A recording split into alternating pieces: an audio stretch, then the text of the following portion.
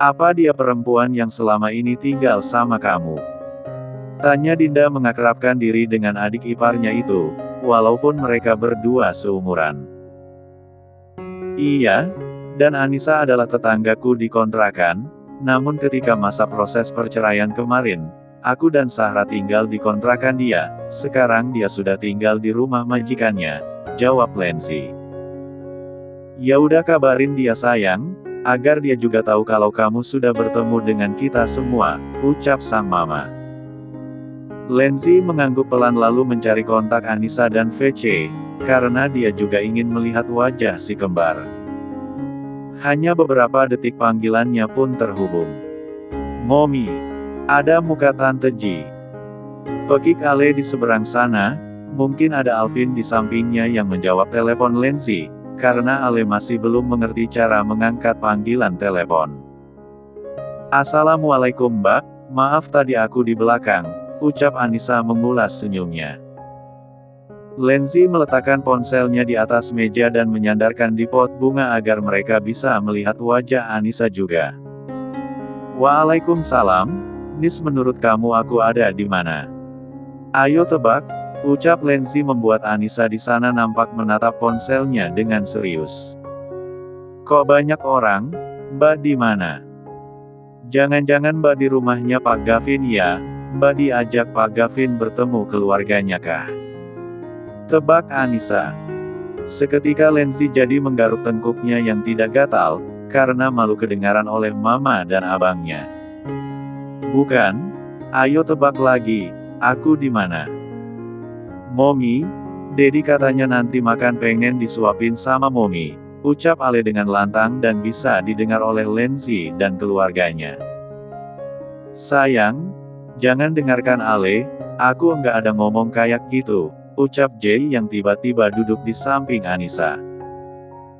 Membuat Lenzi seketika melotot, sedangkan keluarganya yang tidak tahu apa-apa hanya tersenyum mendengar ucapan Jay barusan.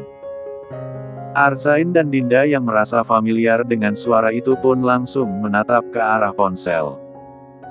Terlihat di sana Jay duduk di sebelah Anissa, karena ponsel Anissa dia letakkan di atas meja juga. Tuan Jay Dairendra Fardasa, panggil Zain membuat Jay di seberang sana membulatkan matanya. Tuan Zain, jawab Jay. Apakah Anissa ini istrinya Tuan Jay? Tanya Zain.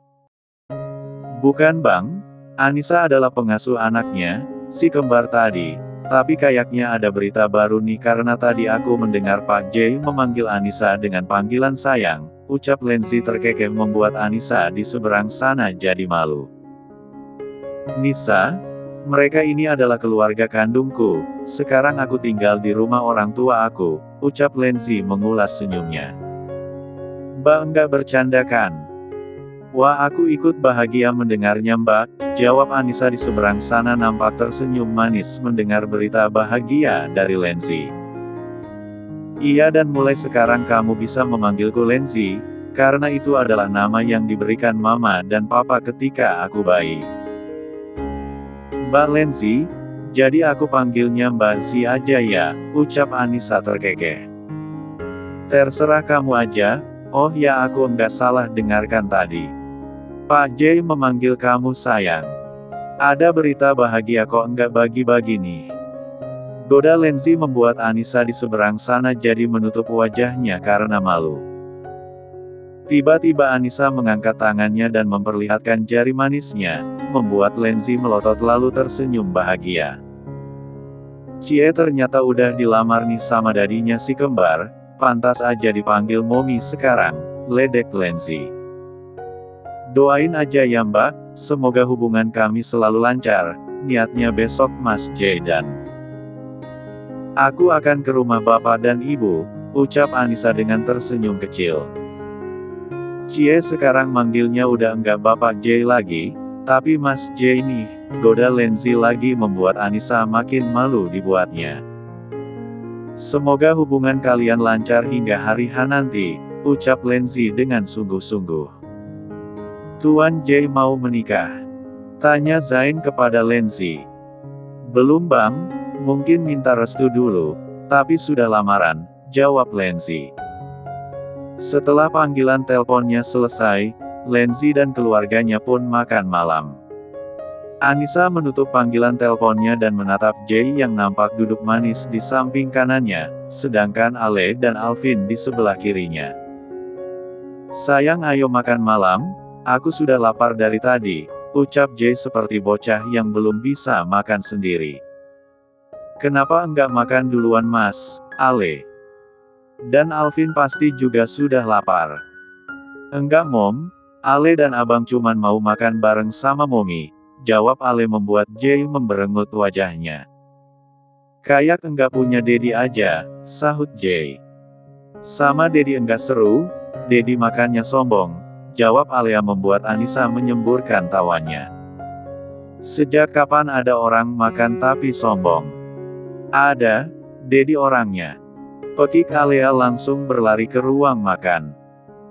Anissa berjalan ke ruang makan di depan Jay sambil menggandeng Alvin sedangkan Jay seperti prajurit karena di belakang. "Mom, Dedi mau disuapin juga," lihat mukanya berubah jadi jelek karena melihat Ale yang disuapin, ledek Alea membuat Jay mendengus sebal. Dia seperti bersaing dengan putrinya sendiri merebut perhatian Anissa. "Dedi sudah besar dan bisa makan sendiri, jadi dia mana mungkin sedih karena enggak disuapin," jawab Anissa mengulung senyumnya melihat wajah Jay yang berubah masam. "Enggak apa-apa kok, tenang aja, Dedi sudah besar dan bisa makan sendiri," jawab Jay. Dia malah mengaduk-aduk makanannya seperti tidak berselera makan lagi. "Kalau enggak mau menghabiskan makanannya, maka mulai besok aku akan tinggal di rumah bapak dan ibu," ancam Anissa membuat Jay langsung menyuap makanannya sambil melirik Alvin yang tersenyum meledeknya. Setelah selesai makan malam, Anissa membawa kedua bocah itu untuk belajar. Setelah selesai keduanya pun tidur. Setelah mereka tidur Anissa ke ruang kerja Jay. Beberapa menit kemudian, "Mas," Anissa menyembulkan kepalanya setelah mengetuk pintu. "Masuk, ayo duduk di sofa," Jay menunjuk ke arah sofa, sedangkan dirinya duduk di kursi menghadap meja kerjanya. Jay mematikan laptopnya dan menutupnya. Dia berpindah duduk ke sofa single karena di saat berduaan seperti itu dia harus menjaga jaraknya, takut tiba-tiba nongol bisikan setan nanti. Bagaimana kalau nanti bapak dan ibu tidak setuju? Karena kamu masih gadis dan aku hanya seorang duda yang sudah memiliki anak," ucap Jay pelan. Takut saja dia tidak disukai oleh kedua orang tua Anissa, walaupun selama ini Pak Bram dan Ibu Yanti terlihat baik karena Jay yang hanya sebatas bos Anissa. Kalau besok beda cerita datang ke rumah orang tua Anissa sebagai calon menantu. Anissa pagi ini seperti biasa mengantarkan si kembar sekolah, sedangkan dadinya bekerja, mungkin akan pulang cepat karena akan ke rumah calon mertua siang ini. Anissa dan si kembar siangnya dijemput dadinya dan pulang ke rumah dulu mengganti pakaiannya. Jay mengganti pakaiannya dengan yang santai. Karena bukan mau kondangan tapi mau minta restu, jadi cukup berpakaian yang sopan saja. "Apa kita akan ke rumah nenek dan kakek, Dad?" "Iya, apa Ale dan Abang senang?" tanya Jay merapikan baju putrinya. "Senang banget, Dad. Ale rasanya pengen bobo sama nenek. Abang pengen mainan sama om tampan itu," jawab Alvin. Anissa hanya terkekeh mendengarnya. Mereka pun berangkat dengan diantar sopir karena Jay sedang malas menyetir. "Kita mampir di Indomaret dulu, Ren," ucap Jay kepada Reno, sopir biasanya. "Baik, Pak." Mobil itu pun berhenti di Indomaret. "Mas mau cari apa?" tanya Anissa mengernyit keningnya. "Beli buah atau cemilan? Enggak ada yang dibawa untuk ibu dan bapak," jawab Jay membuat Anissa tersenyum mendengarnya. Anissa dan kedua bocah itu pun ikut turun dari mobil. Mereka masuk Indomaret seperti keluarga yang mau belanja mingguan. "Dad, beli buah sama nugget yang banyak," ucap Ale membuat dadinya tersenyum mengangguk.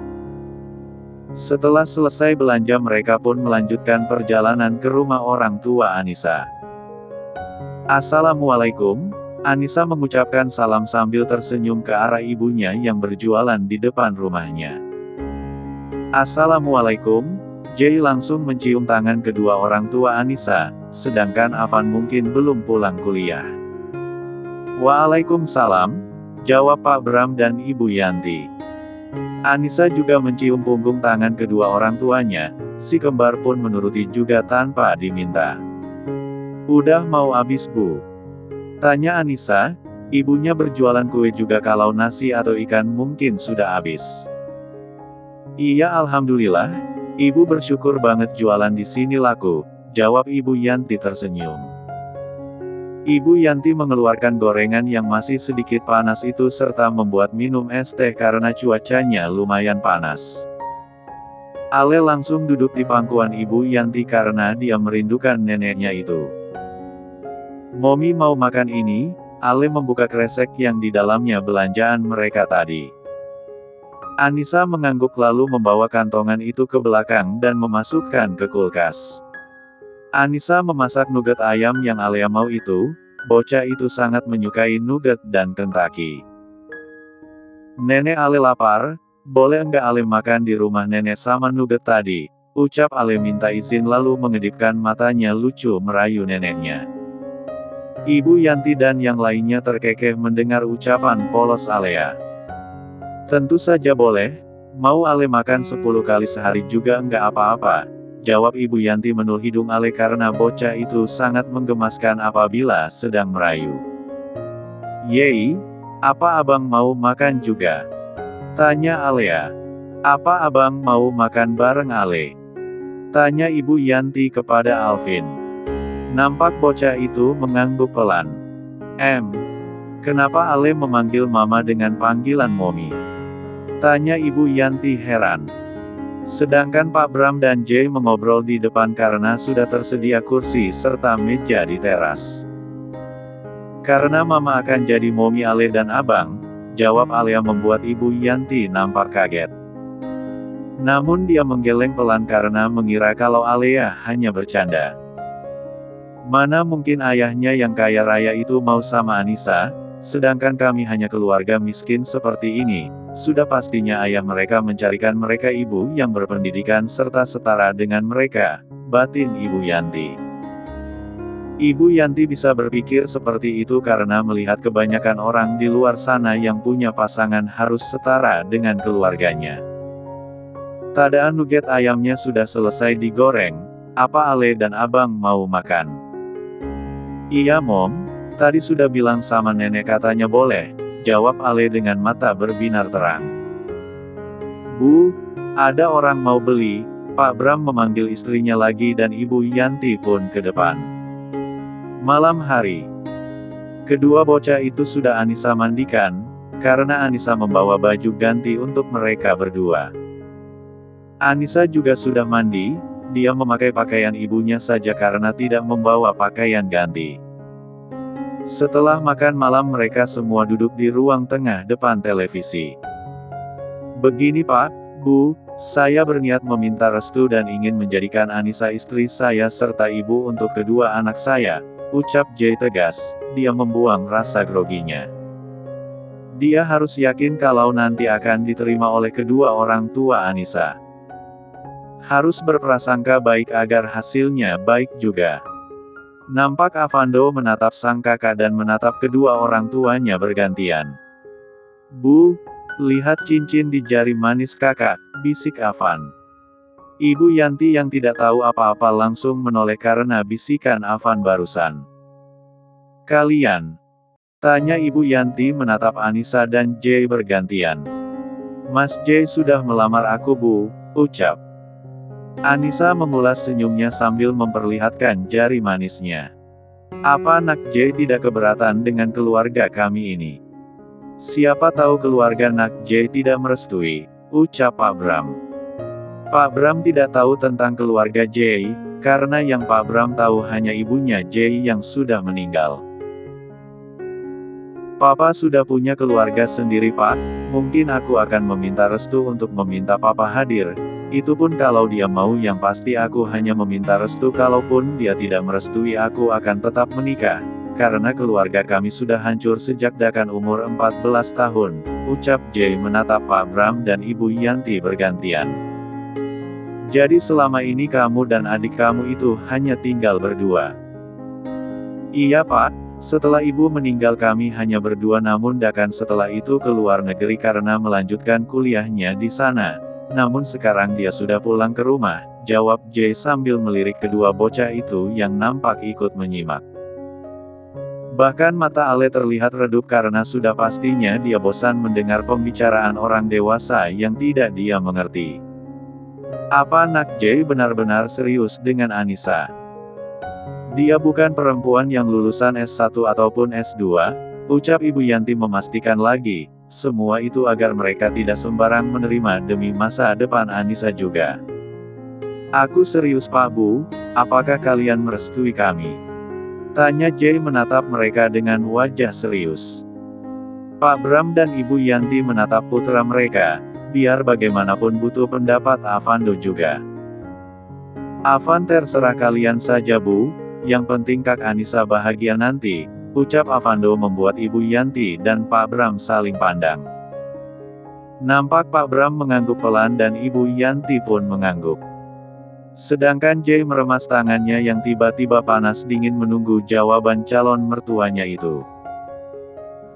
Bagaimana kalau mereka menolak? Karena aku seorang duda bahkan sudah punya anak, bisa saja kan mereka menginginkan menantu yang masih original, batin Jay berperang dan makin gugup karena berpikir yang tidak-tidak. Sekali lagi Bapak tanya, apakah Nak Jay serius? Tanya Pak Bram. Saya serius Pak, jawab Jay, terlihat laki-laki itu menegang kaku karena gugup ditatap Pak Bram seperti itu, padahal Pak Bram hanya menatap dia biasa. Bapak dan Ibu tidak akan menolak, apalagi Nak Jay sudah banyak membantu keluarga kami. Nak Jay orang baik, sudah pastinya kami menerima Nak Jay menjadi menantu kami.